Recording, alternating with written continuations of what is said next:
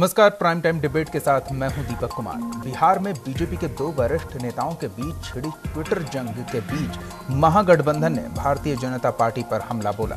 पटना साहिब से भाजपा सांसद और बॉलीवुड अभिनेता शत्रुघ्न सिन्हा के ट्वीट से सूबे में मची सियासी हलचल के बीच जेडीयू और आरजेडी ने जहां एक और शॉटगन के बयान को जायज करार देते हुए बीजेपी पर निशाना साधा है, तो अपने बागी तेवरों के लिए जब तब सुर्खियों में रहने वाले बीजेपी के चर्चित सांसद शत्रुघ्न सिन्हा भ्रष्टाचार के आरोपों में घिरे राजद प्रमुख लालू प्रसाद यादव और दिल्ली के मुख्यमंत्री अरविंद केजरीवाल का बचाव करते नजर आए और उन्होंने ट्विटर पर लिखा कि नेताओं पर आरोप लगाने वालों को इसका सबूत भी देना चाहिए। वहीं शत्रु के ये तेवर बिहार बीजेपी के वरिष्ठ नेता सुशील मोदी ने ट्वीट किया, जिसमें उन्होंने शत्रु के खिलाफ मोर्चा खोलते हुए गद्दारों को बाहर करने की मांग कर डाली। प्राइम टाइम में इसी मुद्दे पर बात करेंगे।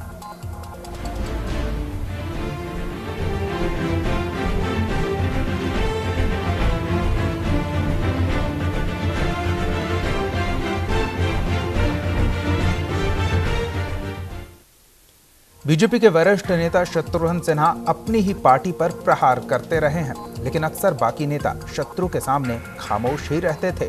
लेकिन जब सुशील मोदी ने खामोशी तोड़ी तो शुरू हो गया अंतर्युद्ध।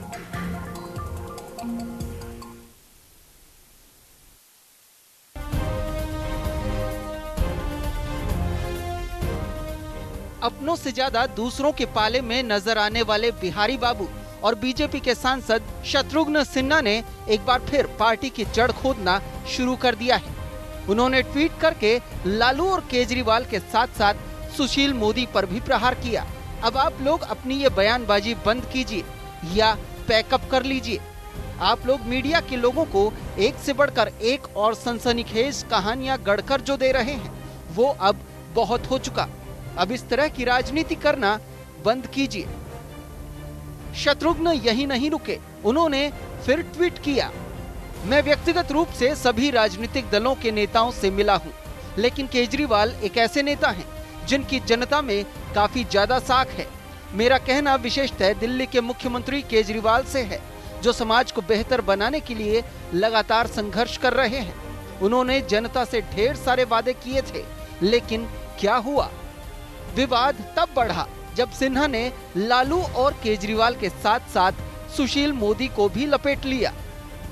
भाजपा हमेशा से ईमानदारी, पारदर्शिता और सबको साथ लेकर चलने में विश्वास करती है। जब तक साक्ष्य न हो, किसी पर इल्जाम लगाना ठीक नहीं है। आप लोग या तो आरोप साबित करिए या फिर चुप रहिए। एक दूसरे पर यूं कीचड़ उछालना बंद कीजिए। बीजेपी के दिग्गज नेता के ट्वीट में सुशील मोदी का नाम आया तो पूर्व डिप्टी सीएम उखड़ गए। उन्होंने तुरंत ट्वीट पर ही जवाब दिया। जिस लालू की बेनामी संपत्ति के बचाव में नीतीश नहीं उतरे, उनके बचाव में भाजपा के शत्रु कूद पड़े। ये जरूरी नहीं शख्स जो मशहूर है उस पर एतबार किया जाए। जितना जल्दी हो सके घर से गद्दारों को बाहर किया जाए। सुशील मोदी की सख्त प्रतिक्रिया ने ट्विटर को अंतर्युद्ध का अखाड़ा बना दिया। खुद को गद्दार कहे जाने के बाद शत्रु का पारा भी सातवें आसमान पर पहुंच गया। उन्होंने ट्वीट पर ट्वीट करके मोदी को जवाब दिया। सकारात्मक और रचनात्मक आलोचना को बगावत की तरह नहीं लेना चाहिए। इसके बजाय पार्टी के अंदर स्वस्थ बहस होनी चाहिए। कुछ लोग विफलता की हताशा में पार्टी के अंदरूनी लोकतंत्र के नाम पर बयानबाजी करते हैं, जो बिहार में बीजेपी की हार के लिए पूरी तरह जिम्मेदार हैं। हमारी ही पार्टी के कुछ लोग बीजेपी के वरिष्ठ और वफादार नेता के खिलाफ असंसदीय भाषा का इस्तेमाल कर रहे हैं। वो सिर्फ आलोचना करने के लिए आलोचना करते हैं। उम्मीद है देश के प्रधानमंत्री नरेंद्र मोदी इस पर नोटिस लेंगे। शत्रुघ्न सिन्हा का लालू प्रेम किसी से छिपा नहीं है, लेकिन पार्टी लाइन से बाहर जाकर बयानबाजी करने वाले नेताओं को क्या कहा जाए। कई बार शत्रुघ्न सिन्हा ये कारनामा कर चुके हैं, लेकिन बिहार में बीजेपी का बड़ा चेहरा होने के कारण उन पर कभी कार्रवाई नहीं हुई। इस अंतर्युद्ध का परिणाम क्या होगा, ये वक्त बताएगा। Special desk, news India.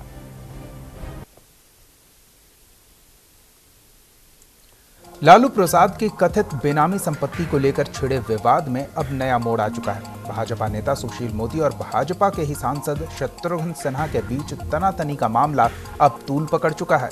इन दोनों की लड़ाई में बिहार के डिप्टी सीएम तेजस्वी यादव भी मैदान में कूद चुके हैं। देखिए ट्वीट जंग।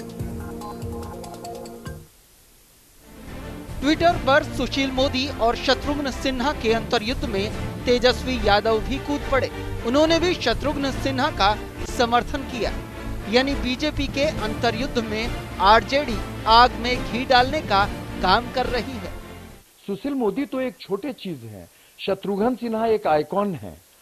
और हम लोग छोटे छोटे थे तब भी बिहारियों को बिहारी बाबू कहवाने का समूचे देश के स्तर पे अगर एक आदमी को श्रेय जाता है तो वो शत्रुघ्न सिन्हा है। हम लोग बचपन से देखते आ रहे हैं। और वैसे में एक स्टेट आइकन को, एक नेशनल आइकन को डाउनग्रेड करना बीजेपी के लिए आत्मघाती साबित होगा। शत्रुघ्न सिन्हा हमेशा पार्टी लाइन से बाहर की बात करते हैं। लालू प्रसाद यादव से उनकी नजदीकियां छुपी नहीं है। ऐसे में सुशील मोदी ने शत्रुघ्न को पार्टी से बाहर करने की मांग की तो दबी जुबान में पार्टी के कुछ नेताओं ने भी इस पर सहमति दे दी। शत्रुघ्न सिन्हा जी राष्ट्रीय स्तर के नेता रहे हैं, केंद्रीय मंत्री रहे हैं। सुशील जी भी बिहार प्रदेश के नेता रहे हैं और बिहार में मंत्री रहे हैं। तो इस तरह के लोगों के बयानों का असर बहुत दूर तक जाता है। इस तरह के बयान से माननीय सुशील कुमार मोदी जी को भी बचना चाहिए और शत्रुघ्न सिन्हा जी को तो बिल्कुल ही बचना चाहिए। लालू की बेनामी संपत्ति से शुरू हुई जंग में बीजेपी खुद अंतर्युद्ध में उलझ गई और खतरा अपने ही घर के शत्रुओं से है। पटना से रोहित कुमार की रिपोर्ट, न्यूज़ इंडिया।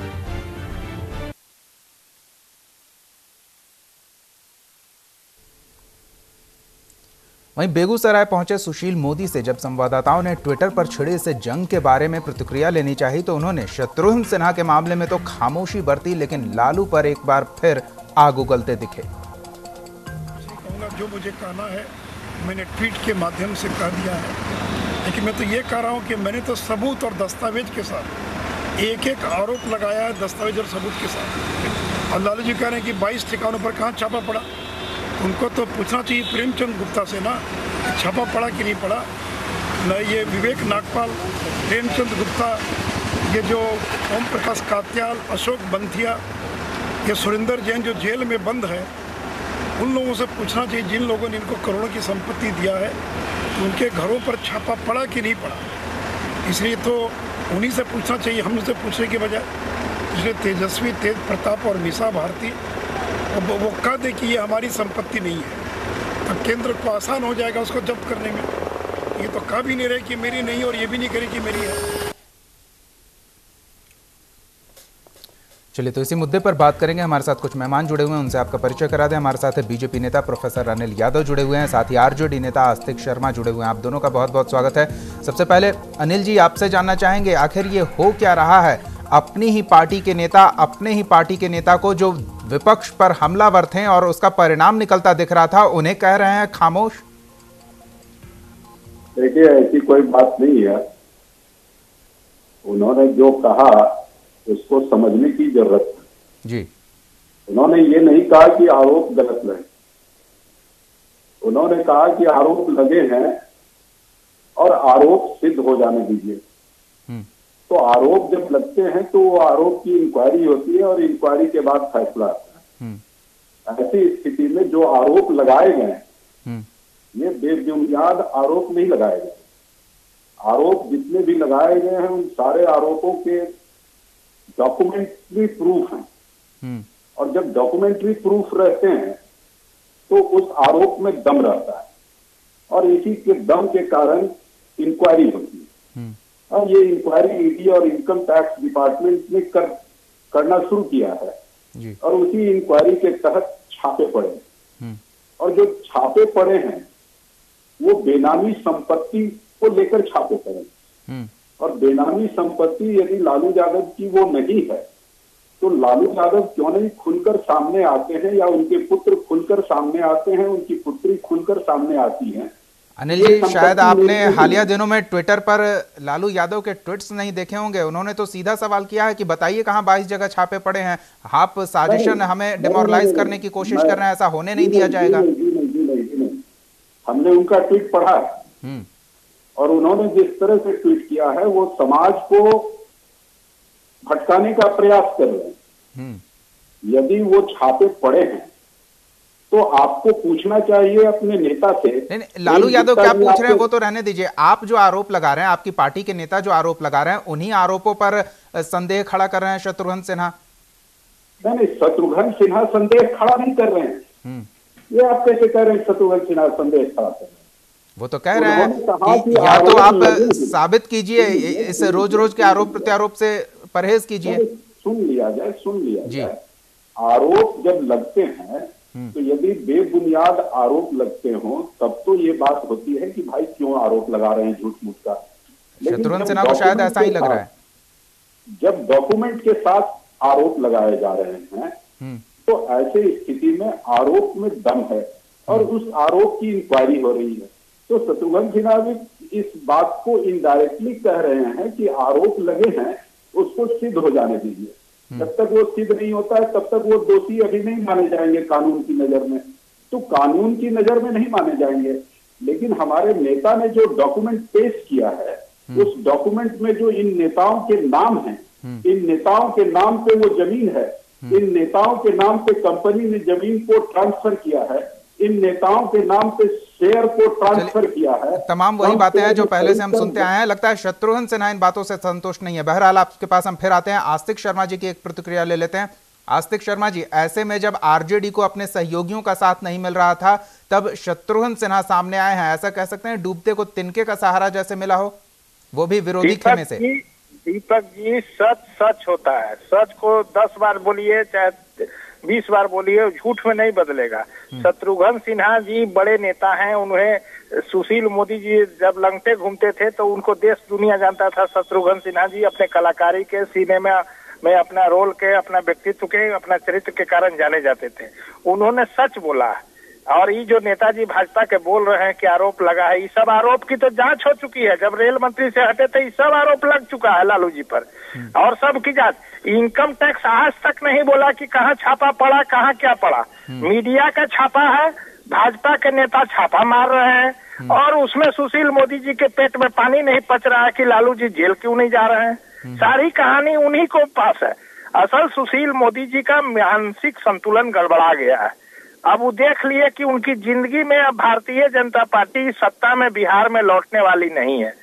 जो उप मुख्यमंत्री बनकर आस्तिक शर्मा जी, अगर आरोपों में इतनी ही झूठी बातें होती तो फिर शत्रुघ्न सिन्हा के सहारे की क्या आवश्यकता होती? नीतीश कुमार आपके साथ हैं, अशोक चौधरी आपके साथ हैं, उन्होंने तो कभी साथ में कुछ नहीं कहा। दीपक जी, हम लोग को कहाँ सहारा की जरूरत है?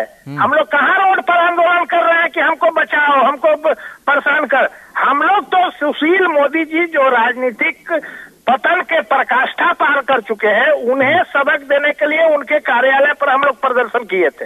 ये पूरे बिहार में पुतला दहन कर रहे हैं, पूरे बिहार में धरना दे रहे हैं, लेकिन इनके बातों पर कहाँ कोई सीबीआई का रेड पड़ा। आज तक दीपक जी सीबीआई की तरफ से कोई ऑफिशियल, जब भी कोई छापेमारी होती है तो उसका ऑफिशियल होता है कि यहाँ से ये चीज मिला, ये चीज मिला, ये चीज मिला। चिदम्बरम जी के छापा पड़ा था लालू जी का, उसी दिन बोला जा रहा था मीडिया में छापा पड़ा। चिदम्बरम जी के बेटे पर केस दर्ज हो गया और उनके बारे में इनकम टैक्स ने बाजाप्ता विज्ञप्ति जारी करके सब कुछ क्लियर किया।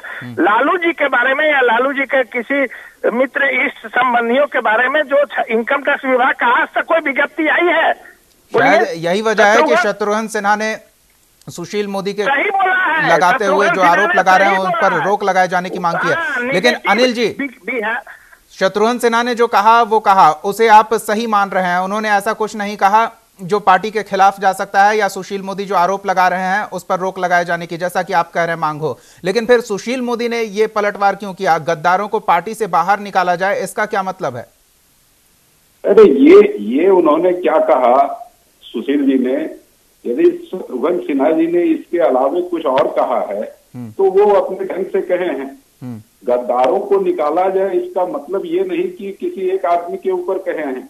मैं पूछना चाहता हूं आस्तिक जी जो अभी बड़े प्रेम से कह रहे थे, तो दिल्ली स्थित न्यू फ्रेंड्स कॉलोनी में जो लालू जी की संपत्ति है, अनिल जी, फिलहाल शत्रुघ्न सिन्हा पे अगर ध्यान केंद्रित रखें तो वो तो आस्तिक शर्मा जी अपना जवाब तैयार रखे होंगे, क्या कुछ कहना है इनकम टैक्स के छापों पर, लेकिन हम ये जानना चाहते हैं कि सुशील मोदी इस तरह से उग्र हो गए हैं शत्रुघ्न सिन्हा के ट्वीट को लेकर, लेकिन उसके बावजूद ये कोई पहला मामला नहीं है जब शत्रुघ्न सिन्हा का ट्वीट आया हो और वो बीजेपी विरोध में गया हो।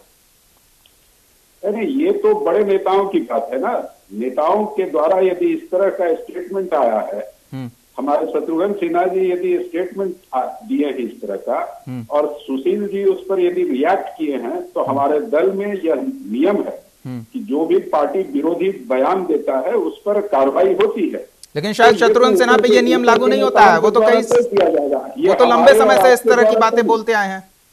नहीं, ये हमारे और आपके द्वारा तय नहीं किया जाएगा।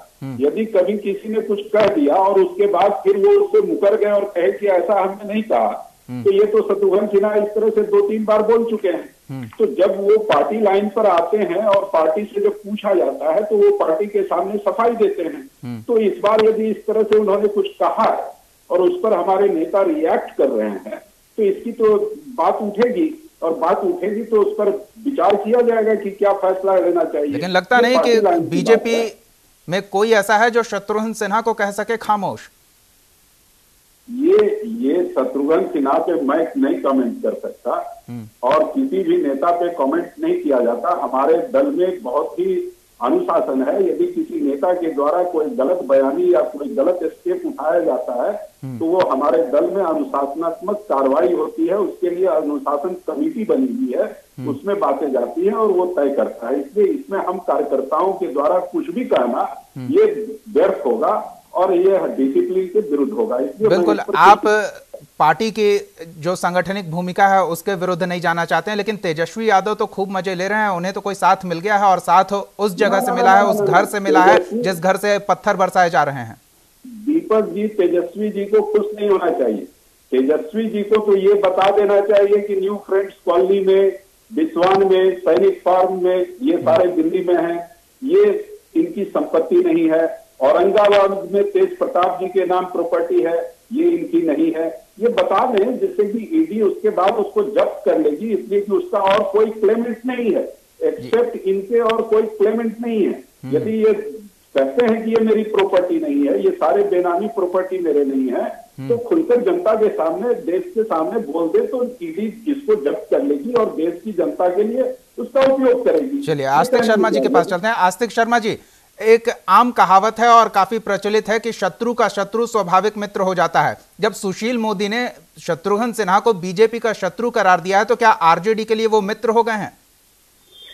आरजेडी के मित्र नहीं, देखिए शत्रु जी आज नहीं, पुराने सही बोलने वाले नेता के रूप में, अभिनेता के रूप में जाने जाते हैं। पटना के, बिहार के, पूरे भारत के हिंदी भाषी क्षेत्रों के लोकप्रिय व्यक्ति हैं। उन्होंने सच्चाई दिया है। उन्होंने सुशील मोदी के निगेटिव राजनीति को से उब कर उन्होंने सच बयान किया है और इनका मोदी जी का जो असलियत है उसको उन्होंने जनता के सामने रख दिया है, जिससे मोदी जी तिल मिला गए हैं।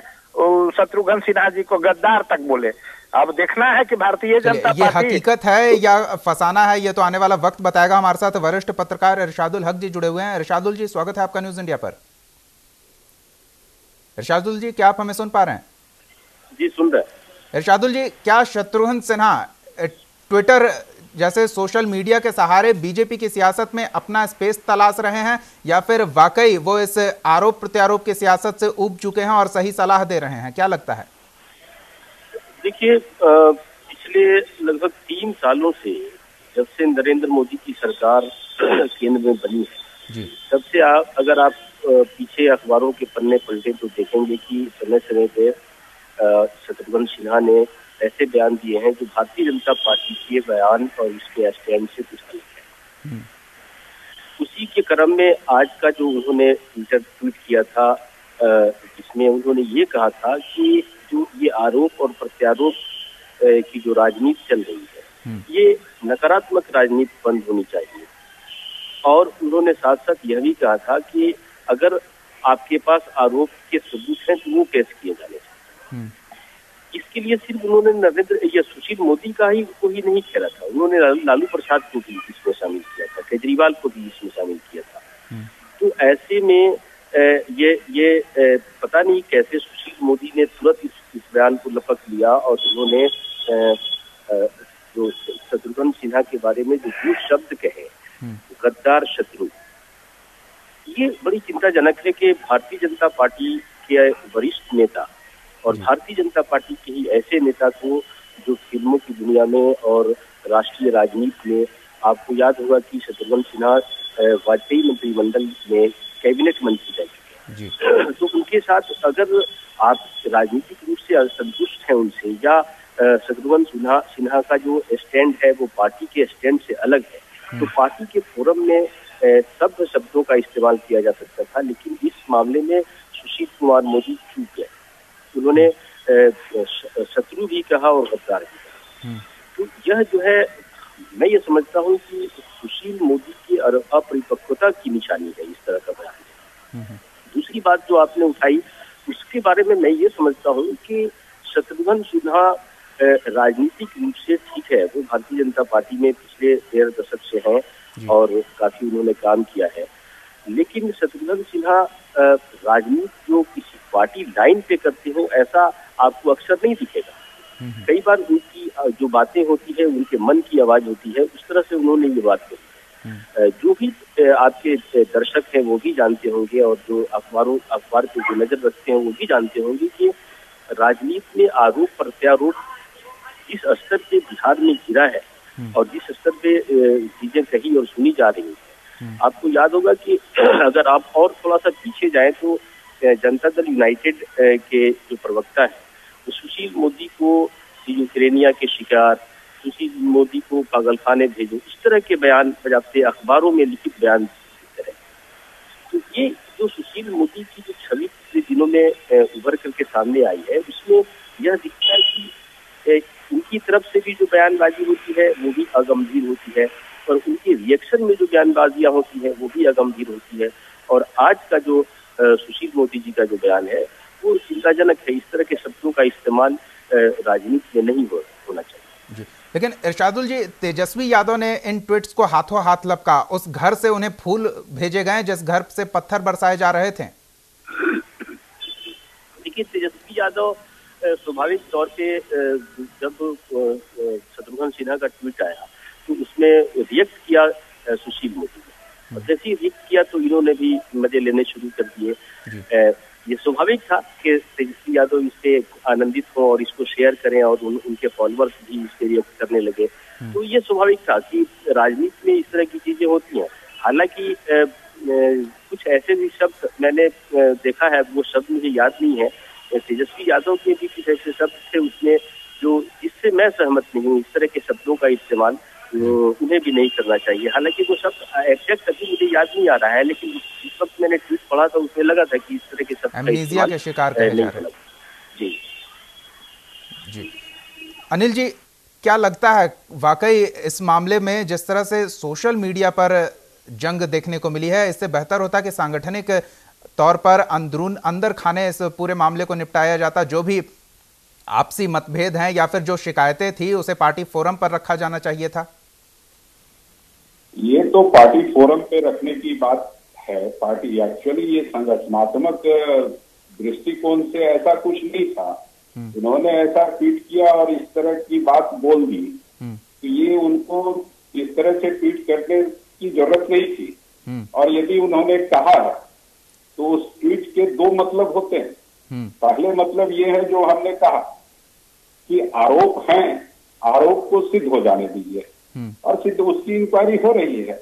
और यदि इंक्वायरी हो रही है, इससे पहले जब हमारे नेता आरोप लगा रहे थे तो बिहार के मुख्यमंत्री ने कहा कि इन आरोपों को प्रेस में मीडिया में देकर क्यों ऐसा कर रहे हैं। यदि उनको लग रहा है कि ये आरोप है तो इंक्वायरी करवा लें। कि ये बात तो सही है, शत्रुघ्न सिन्हा भी वही कह रहे हैं जैसा कुछ नीतीश कुमार ने कहा था, लेकिन सुशील मोदी ने गद्दार को पार्टी से निकालने की जो मांग की वो मांग सही फोरम पे नहीं है।